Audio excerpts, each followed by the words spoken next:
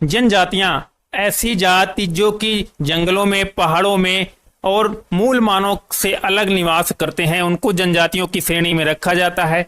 जनजातियों के बारे में कुछ महत्वपूर्ण प्रश्न आपको आज की वीडियो में दिखने वाले हैं। ये सारे प्रश्न सीटेट की परीक्षा, टेट की परीक्षा में कई बार पूछे गए हैं। हर एक प्रश्न को ध्यानपूर्वक करिएगा। देखते हैं आप लोग 10 आउट ऑफ 10 10 में से कितने अंक अर्जित करते हैं। एक पूरी ईमानदारी के साथ स्कोर कमेंट बॉक्स में जरूर कमेंट कीजिएगा। वीडियो को अभी तक लाइक नहीं किया तो लाइक का बटन सबसे पहले दबा दिया करिए। उसके बाद वीडियो को अपने दोस्तों में शेयर कर दिया करिए। साथ ही चैनल पर नए हैं तो सब्सक्राइब कर लीजिएगा। हम लोग कंप्लीट सीरीज चला रहे हैं इस वक्त पूरी एनसीईआरटी की कक्षा 3 से 5 की बुकों में दिए हुए वो सारे प्रश्न जो आपकी परीक्षाओं में कई बार पूछे गए हैं, हर जगह महत्वपूर्ण है। चलिए पहला प्रश्न आपकी स्क्रीन पर। रामायण के रचयिता महर्षि वाल्मीकि का संबंध किस जनजाति से है? आप लोगों ने रामायण सुन रखी होगी, यानी जो जनजातियां हैं ये महाभारत में और रामायण में इसका उल्लेख मिलता है जनजातियों के बारे में। और जो महर्षि वाल्मीकि थे ये किस जनजाति से संबंध रखते थे, किस जनजाति के थे? थारू जनजाति, गोंड या मीणा या भील? तो आप लोगों को याद रखना है इस बात को कि इनका संबंध जो था वो भील जनजाति से था। किससे था? भील जनजाति से इनका संबंध था। इस बात को आपको याद रखना है। इसका विकल्प जो नंबर 4 है वो सही होगा। ये भील जनजाति से संबंध रखते थे। भील जनजाति की एक खास बात है कि ये अच्छे धनुर्धर होते हैं, अच्छे निशानेबाज के तौर पे इनको भी जाना जाता है। चलिए आगे देखते हैं। सबरी, आपको सभी को मालूम होगा रामायण की कथा जब आप लोग सुनते हैं तो एक नाम आता है एक महिला का, सबरी, जिन्होंने अपने जूठे बेर राम और लक्ष्मण को खाने को दिए थे। और एक बात आपको याद रखनी है कि जो इनके गुरु थे, इनके गुरु का नाम क्या था? ऋषि मातंग।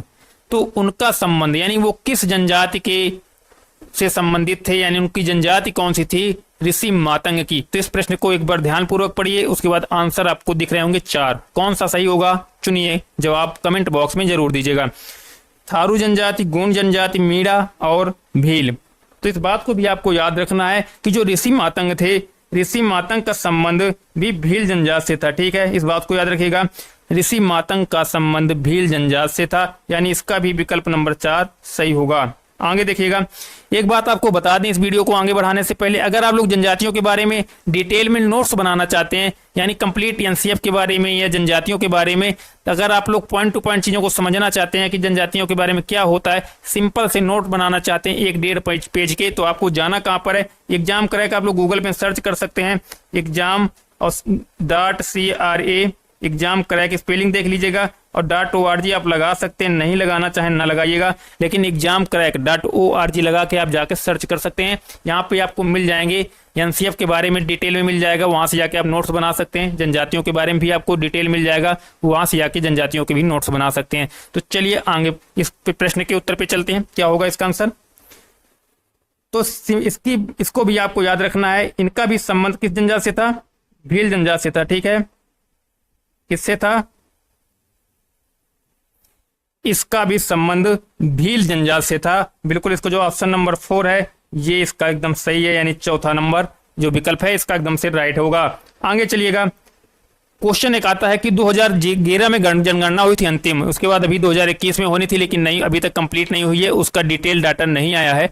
तो 2011 की जनगणना के अनुसार, जब 2011 में जनगणना हुई तो उस वक्त जो आंकड़ा था कि जो जनजातियां हैं पूरे भारत में कितने प्रतिशत जनजातियां निवास करती हैं? 8.6, 7.4, 9.3 या 8.7?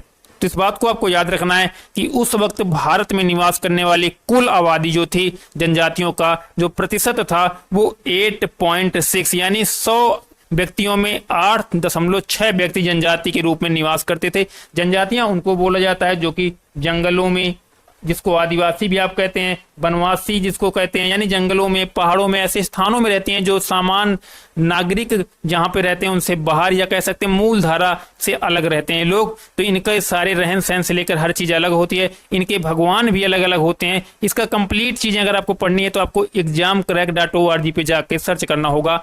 स्क्रीन पे भी दिख रहा होगा एग्जाम क्रैक .org, और आप लोग गूगल पे जाकर सर्च भी कर सकते हैं।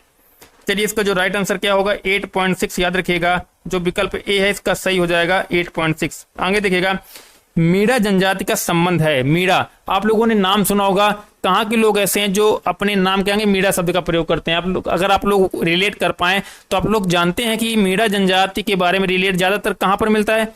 यानी कि राजन मीणा, राम मीणा, यानी कि ऐसे नाम जो कि मीणा के साथ है, मीना जिसको आप कहते हैं, मीणा या मीना जो भी कहें, तो ये कहाँ से संबंधित है, तो आप लोगों को याद रखना है। ये सिंपल सा आप लोगों को याद क्या रखना है, ये तो नाम से ही आप लोग को रिलेट कर पाएंगे, रिलेट कर दिया होगा आप लोगों ने। तो जवाब इसका सिंपल सा राजस्थान है, यानी जो चौथा विकल्प इसका होगा वो होगा राजस्थान। यानी मीणा जनजाति का संबंध किस राज्य से है, तो राजस्थान से।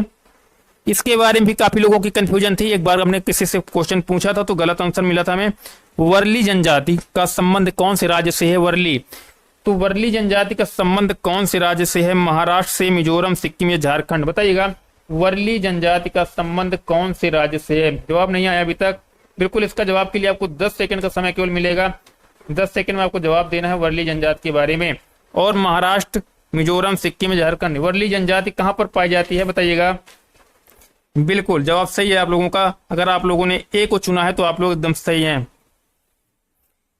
अगर आप लोगों ने अभी तक इस वीडियो को यहां तक देखा है तो आप लोग जाकर चैनल को सब्सक्राइब नहीं किया है तो सब्सक्राइब कर दीजिए, वीडियो को लाइक शेयर नहीं किया तो कर दीजिए।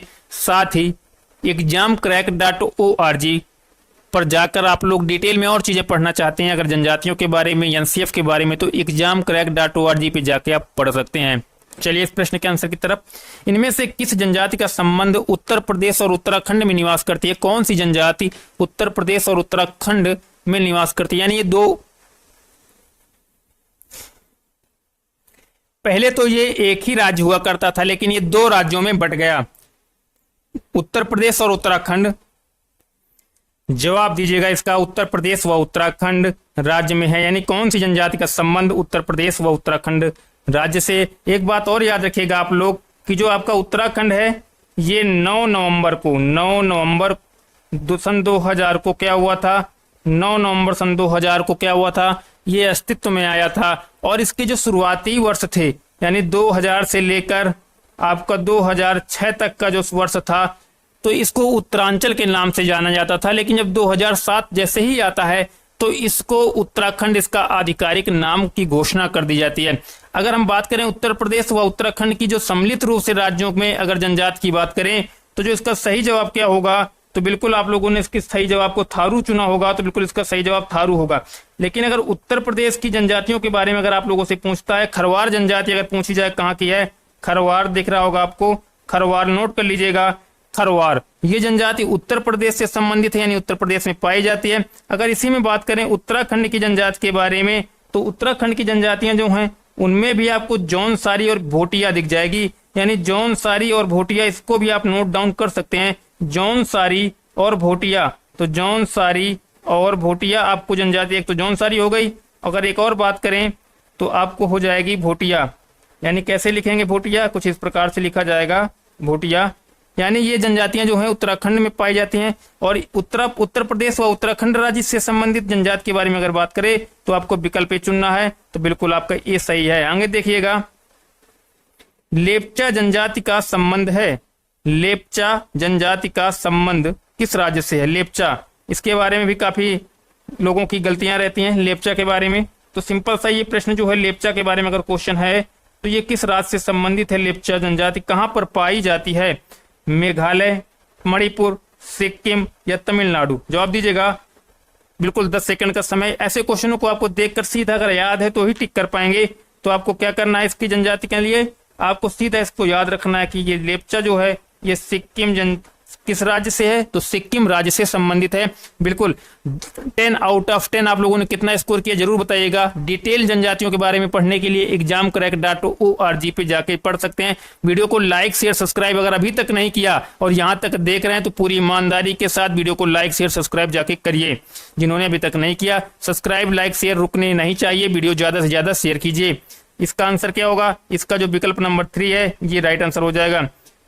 गोंड जनजाति का संबंध किस राज्य से है, गोंड जनजाति, तो गोंड जनजाति का संबंध कौन से राज्य से है, उत्तर प्रदेश, उत्तराखंड, छत्तीसगढ़ या मध्य प्रदेश।